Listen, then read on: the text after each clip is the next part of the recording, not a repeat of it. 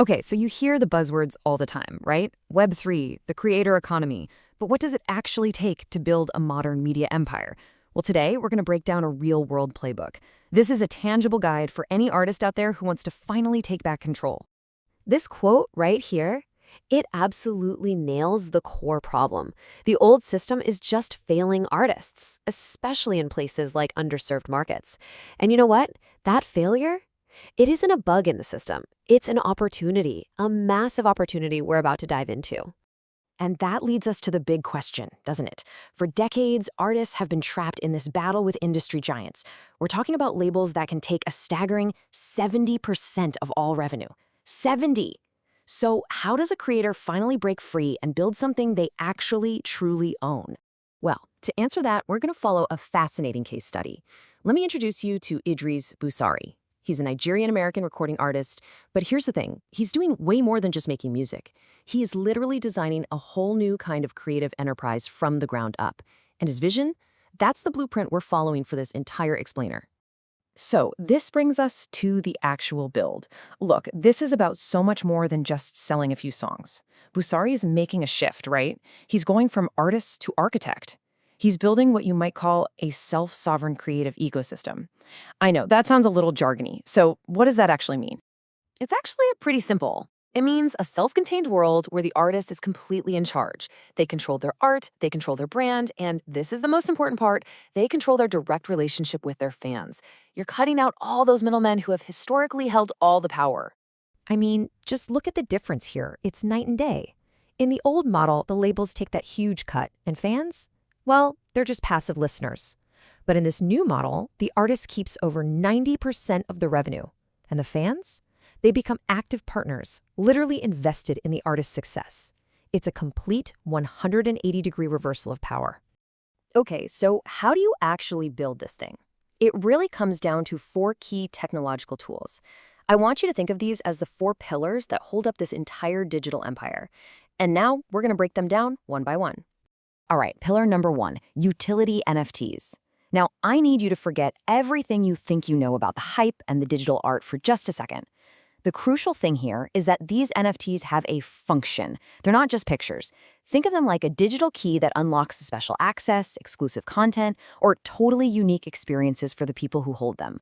And here's a perfect example of how Busari is putting this into practice. He created this collection called AfroWarriors.nft, and it's all based on his Yoruba heritage. But again, these aren't just images. They're metaverse avatars, they're bundled with his exclusive music, and they're all built around this incredible story of defending a hidden city. It's culture, music, and tech all rolled into one. So cool. And the goal behind all of this? It's simple, but it's absolutely revolutionary. You're not just trying to get more streams on Spotify anymore. No. You're building a loyal community of people who are literally invested in the world you're creating.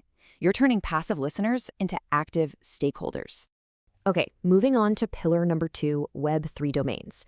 This is basically your digital headquarters. Think of it like a single, ownable digital identity, almost like a username for the entire internet that you control forever. And get this, no renewal fees. It's your home base for everything. Payments, websites, logins, the whole shebang.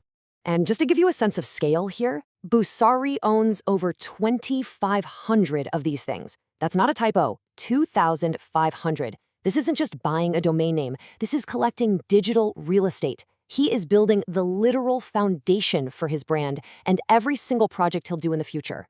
So the strategy here is pretty clear, right? It's all about creating one central hub that the artist completely owns and controls. A single point of entry to their entire digital universe.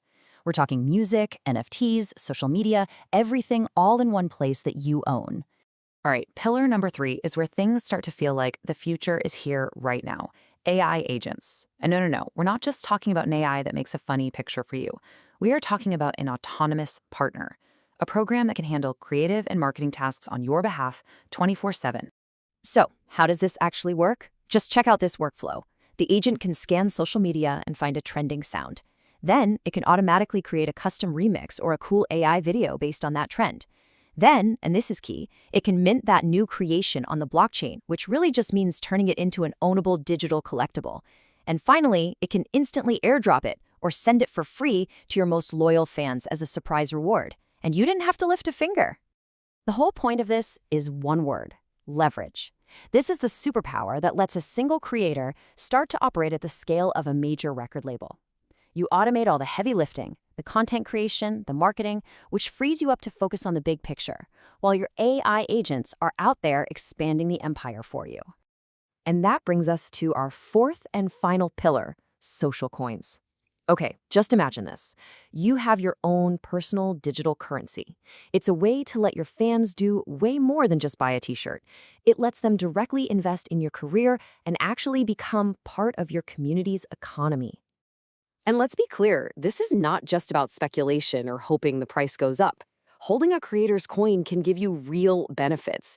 We're talking access to exclusive gated content, the right to vote on big decisions, maybe even getting a share of royalties, and of course, getting first dibs on exclusive merch. Your fans stop being just fans. They become true partners in the business. Okay, so now let's put it all together. These four tools, they aren't meant to work separately, not at all. They're designed to create what's called a flywheel effect. It's a self-reinforcing system where each part pushes the others, building more and more momentum, until it feels almost unstoppable. And this chart really just shows the sheer potential. On one side, you've got Idris Busari's starting point, right? He's in the early stages, building his community. But on the other side, that's the goal. That's Snoop Dogg, who used a very similar playbook and generated $45 million in NFT sales in a matter of days. That's the spectrum of what is possible here.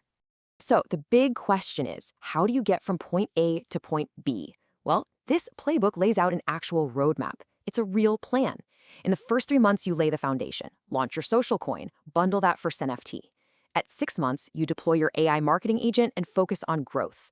And within a year, the goal is to scale up, hitting major revenue goals and launching bigger metaverse events. It's a real step-by-step plan. So let's zoom out for a second. What does this all mean for the bigger picture? Because look, this isn't just about one artist's journey. This is about the massive implications for every creator out there. We are truly entering a brand new era of ownership. So what are the key takeaways here? If you remember anything from this, remember these things. 1, you can finally bypass the traditional gatekeepers. 2, your digital identity is an incredibly valuable asset, so treat it that way. 3, your fans can be so much more than customers. They can be your partners and investors. 4, AI can be your 24/7 creative employee. And maybe the biggest one of all, the power is shifting away from giant platforms and back to individuals, back to you. And all of this leaves us with one final, pretty mind-bending question. This technology makes it possible for pretty much every single creator to build their own small, self-sufficient empire. So what does a world filled with millions of these little creative empires actually look like? That's something to chew on.